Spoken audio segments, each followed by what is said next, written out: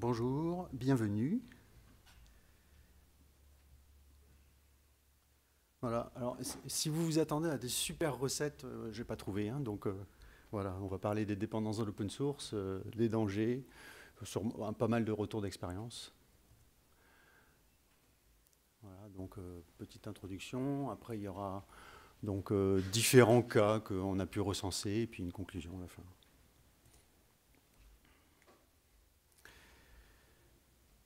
Donc voilà, qui je suis, David Boucher, donc je travaille chez Centréon, ça fait un peu plus de 4 ans. Je suis dans l'équipe C++ et je travaille avec 2 personnes actuellement.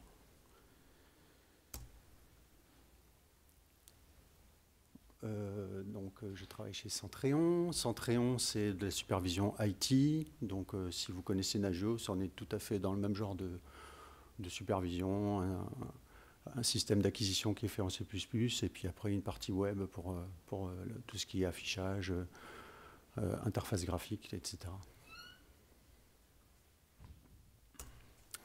Ça, c'est un peu toutes les technos qu'on utilise. Alors j'ai oublié le Python, je pense que j'ai dû en oublier d'autres. En fait, on embauche, donc c'est pour ça que je mets s'il y a des choses comme ça qui vous parlent, peut-être ça vaut le coup de laisser un CV chez nous. Voilà, là, donc là, on attaque le vif du sujet. Donc, quand on voit une structure comme ça, là, on se dit, voilà, donc ça, ce sont des dépendances, d'un système, n'importe. Donc, l'infrastructure moderne. Et puis, on se dit, voilà, mais moi, j'utiliserai jamais ces librairies. Et puis, parce que je vois bien qu'il y a un point faible là en bas et que ça a l'air bien fragile. Et puis, en fait, dans la pratique, on s'aperçoit assez rapidement que ça nous arrive de l'utiliser.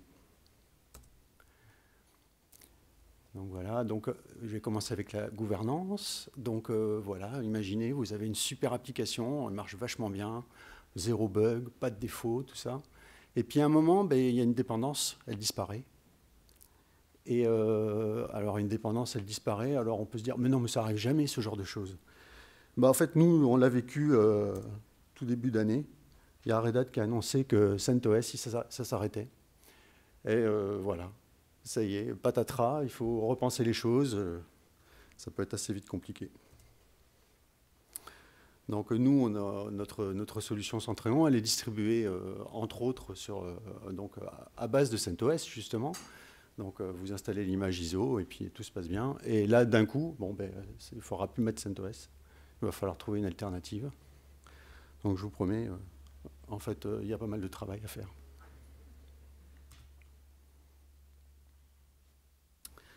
Un deuxième cas qui est intéressant aussi, c'est les licences.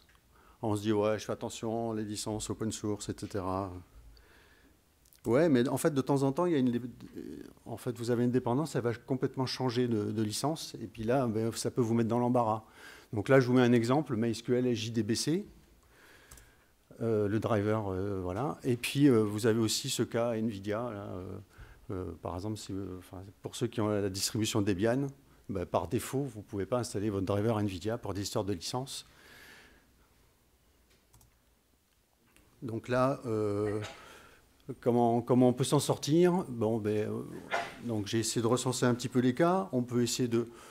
On avait une dépendance, et puis cette dépendance, elle change ses licences, et on se dit, non, mais moi, j'ai vraiment besoin de cette dépendance. Donc, on peut forker. On a déjà vu un petit peu ce genre de cas avec OpenOffice, qui est devenu LibreOffice. On peut aussi choisir une autre dépendance, mais des fois, ce n'est pas toujours évident. Et puis après, sinon, on peut aussi se proposer une solution incomplète, et puis dire à l'utilisateur, écoute, il va falloir que tu ailles sur ce site, et puis que tu télécharges cette dépendance-là, et puis après, ça fonctionnera. Donc, mais voilà, dans tous les cas, ça reste du travail.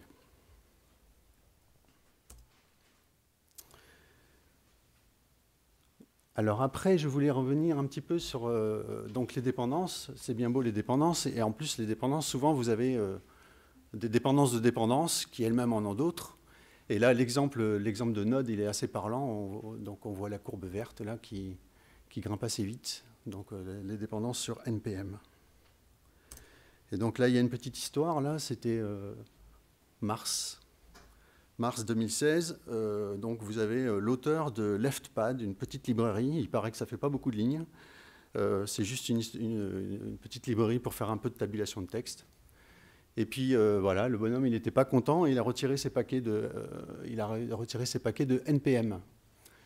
Et le problème, en fait, c'est que, alors vous, c'est pas sûr, vous l'utilisez pas, ce LevPad, ou peut-être, mais même si vous ne l'utilisez pas, en fait, vos dépendances, elles, il y en a sûrement une qui l'utilisait. Et en fait, juste à retirer ces quelques paquets-là, bah, il a failli faire tomber tout Internet. Donc voilà, donc les chaînes de dépendance, en fait, un point qui est super important, c'est qu'il faut avoir confiance aux dépendances qu'on prend. Vraiment, et c'est une chaîne de confiance. Celui qui... Enfin, j'ai mes dépendances, et puis celui qui gère ces dépendances-là, il doit lui-même avoir confiance. Et puis après, voilà. Et donc, si quelqu'un fait un mauvais choix, ben, en fait, après, c'est tout ce qui passe derrière qui commence à être un petit peu compliqué. Donc, alors après, il y a quelques questions qu'on peut se poser. Est-ce que les dépendances que j'utilise, elles sont vraiment utilisées? Parce que ça arrive, des fois, on voit un programme, il y a des dépendances, puis en fait on ne les utilise pas vraiment. Après, il y a... Est-ce que les dépendances, elles sont vraiment maintenues? Parce que sinon, peut-être, il vaut mieux changer. Est-ce que j'utilise les dernières versions? Qu'est-ce qu'il y avait d'autre? Est-ce que c'est mis à jour régulièrement? Est-ce qu'il n'y a pas trop de failles de sécurité? Donc voilà, toutes des questions à chaque fois qu'il faut se poser. Puis des fois, il faut éviter le cas, allez, j'ai besoin d'une librairie JSON, allez, bah celle-là, elle a l'air bien, je la prends. Et puis voilà, puis 6 mois plus tard, en fait, on se dit qu'il faut changer la librairie et puis rechanger tout le code qui va avec. Voilà, donc dans tous les cas, rien que choisir une librairie, c'est déjà du travail. Hein.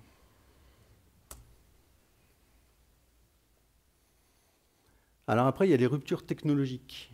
Alors ça, c'est... en fait, de temps en temps, vous avez une dépendance, il décide de changer d'API. Alors, des fois, c'est peu, puis des fois, c'est beaucoup. Alors, j'aurai un cas tout à l'heure où je reviendrai dessus. Alors là, on n'est pas forcément obligé... On n'est pas forcément obligé de mettre à jour de suite. On se dit, bon, je ne vais pas tout à fait garder la dernière version, je vais patienter un peu, je vais rester sur la version précédente, au moins le temps qu'on fasse la migration tranquillement. Mais voilà, là, en fait, mon logiciel, il a 2 dépendances. Puis la dépendance foo, elle dépend de bar. Puis bar, il vient de changer son API. Le mainteneur de foo, lui, pas de problème, il s'est mis à jour rapidement, tout. Et voilà. Et moi, j'ai pas fait mon travail, et donc j'ai pas fait, et donc voilà, ça marche plus. Donc de nouveau, bah, il faut sortir les rames, et puis il faut vraiment travailler, quoi. Donc voilà, adapter son travail pour gérer la nouvelle version, et puis au pire, changer de dépendance. Et tout ça, ça reste du travail.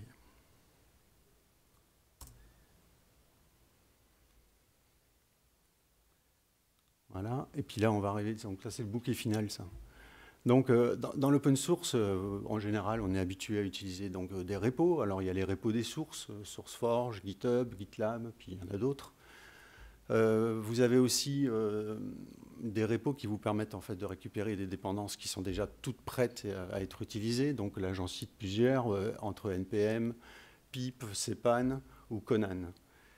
Et puis, tout ça, donc c'est bien, c'est des logiciels. Et puis, des fois, il vous faut aussi un petit repo. Genre, vous avez une CI, et puis votre CI, elle a besoin de paquets qui sont précompilés. Et donc, plutôt que les recompiler à chaque fois, je les stocke dans la forme qui m'intéresse. Et puis, comme ça, j'ai plus qu'à les télécharger rapidement. Et puis, ils sont prêts à l'emploi. Et donc, qu'est-ce qui se passe quand l'un d'eux tombe? Et donc, voilà, ça, c'était 1er mai, je crois. 1er mai de cette année, donc voilà, vous avez Bintray qui décide d'arrêter. Alors bien sûr, ils avaient prévenu, hein, c'est pas que de leur faute, ils avaient prévenu. Donc là, je veux vous détailler un tout petit peu donc, notre CI à nous. Donc nous, nos projets C++, alors on est basé sur CentOS 7 essentiellement. Donc on avait des petits soucis de build avec le C++, donc on avait des librairies bien spécifiques pour être adaptées au compilateur, etc. Et donc tout ça, c'était en fait, Bintray nous rendait le travail très très facile parce qu'en fait on hébergeait exactement les librairies dont on avait besoin, compilées exactement comme on voulait. Bon, on a eu des bugs, on a dû faire un peu de maintenance, etc., travailler rapidement. On a bien vu que Bintray allait fermer parce qu'on avait été averti. Mais bon, il fallait fixer le bug. Il fallait fixer le bug rapidement. Donc on s'est dit, on fera ça après, on fera ça après. Puis en fait, ça arrivait un petit peu tard. Et donc au final, on n'a pas livré, le patch. Et puis on s'est pris la fermeture de Bintray dans la tête. Et là, c'était compliqué. Donc la solution qu'on a pu adopter, c'était Bintray, c'était fini. Donc si vous voulez récupérer des paquets C++, donc il y a Conan.io qui marche bien. Le souci par contre, c'est que là, on n'est plus maître des versions qui distribuent. Donc justement, on avait une librairie JSON, elle n'était pas sur Conan.io. Donc on a dû changer de librairie JSON. Il y avait des paquets qui avaient été mis tellement un jour que notre compilateur C++, il était trop vieux. Donc on a dû mettre à jour le compilateur C++. Donc du coup, faut refaire du code pour les librairies, faut changer, faut mettre à jour le compilateur. Enfin, voilà, c'était monstrueux, quoi. Donc beaucoup de travail. Donc voilà, tout ça pour dire, en fait, les dépendances, c'est vraiment ne pas les choisir à la légère. Mais vraiment pas. Alors, quand on écrit un logiciel open source, en fait, il faut, voilà, donc c'est vachement important de bien choisir ses dépendances, et on a beau le faire, de toute façon, on a toujours des problèmes. Il suffit de patienter. Donc après, voilà, moi, je voudrais que mes dépendances, elles soient bien maintenues, qu'elles soient utilisées par du monde, qu'elles soient sans bug, plutôt une API assez stable. Si on peut éviter les failles de sécurité. Puis en fait, voilà, si on demande tout ça pour des dépendances, sachant que notre logiciel, peut-être, ça va être la dépendance d'un autre, il faut se dire que, en fait, ce qu'on demande aux autres, là, il faut le faire pour soi-même aussi.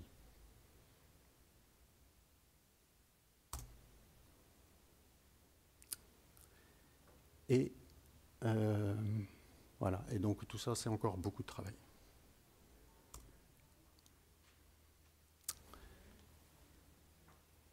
Voilà. J'ai fini. Si vous avez des questions.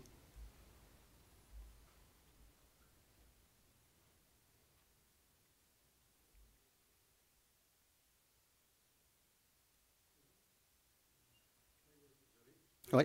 J'avais une question. Est-ce qu'il existe aujourd'hui une API, un site qui permet de suivre l'évolution des licences et des dépendances qu'on utilise pour traquage automatique de la compatibilité, de la propagation de l'open source? Alors là, peut-être dans... je vais donner une réponse de Normand, mais je dirais que peut-être sur certaines...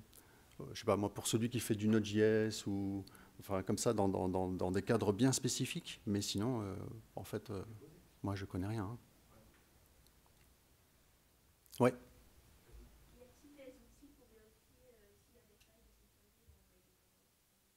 Ouais, ça c'est pareil, c'est très spécifique aux outils et au langage de programmation. Rien de généraliste après. Hein. Ouais. Justement, là, tu traites des problèmes des dépendances qui peuvent évoluer et que les Ouais. API évoluent. Est-ce que la DevOpsisation ne conduit pas forcément plus rapidement à une augmentation de l'API et peut-être de suivre cette évolution? Ouais. Moi, je suis assez d'accord. Ouais. Et puis vraiment, hein, au départ, moi, quand j'ai commencé l'open source, on se disait, allez, on va tout faire sans dépendance, et puis comme ça, on ne sera pas ennuyé. Et puis après, on a dit, ouais, mais les vieux, en fait, ils veulent tout le temps réinventer la roue, tout ça. Mais en fait, il y a des bonnes raisons, quoi. Hein. C'est pas, à chaque fois, on veut gagner du temps à vouloir tout réutiliser, puis quand ça tombe, c'est vraiment pénible. Hein. Parce qu'en fait, c'est vraiment ça, hein, le graphique du début.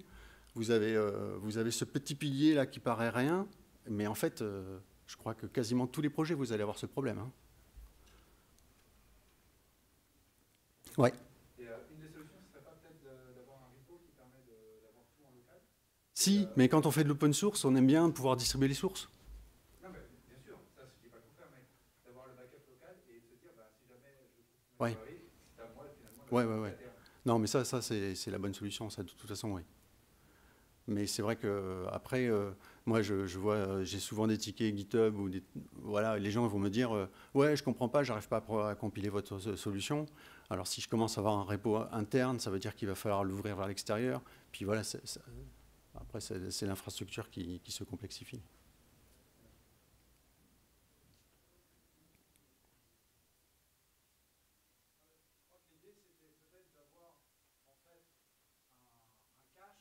Ouais, ouais, ouais, ouais, mais c'est bien ça que j'ai compris, hein.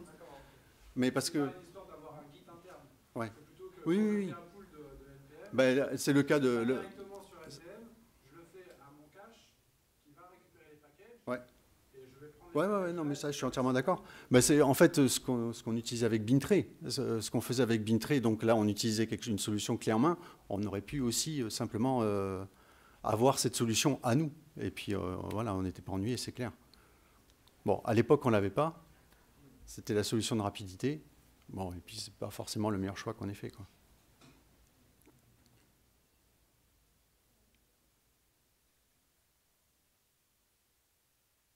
Oui. Quel OS peut remplacer CentOS? Qu'est-ce qu'on a pris? Entre autres, on est en train de basculer sur Debian. L'option Alma Linux n'a pas été prise? Non.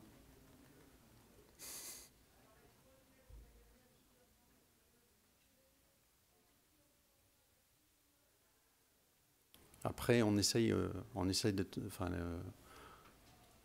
on a un petit peu arrangé aussi notre gestion de paquets et normalement on devrait être plus facilement exportable vers d'autres distribs, hein, de toute façon. Il y a, il y a quelques cas là, sur lesquels on est en train de travailler pour ça.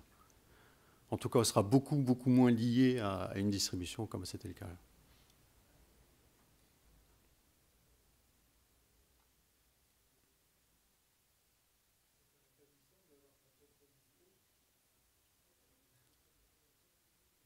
Bah, c'est toujours pareil, après c'est du travail, quoi.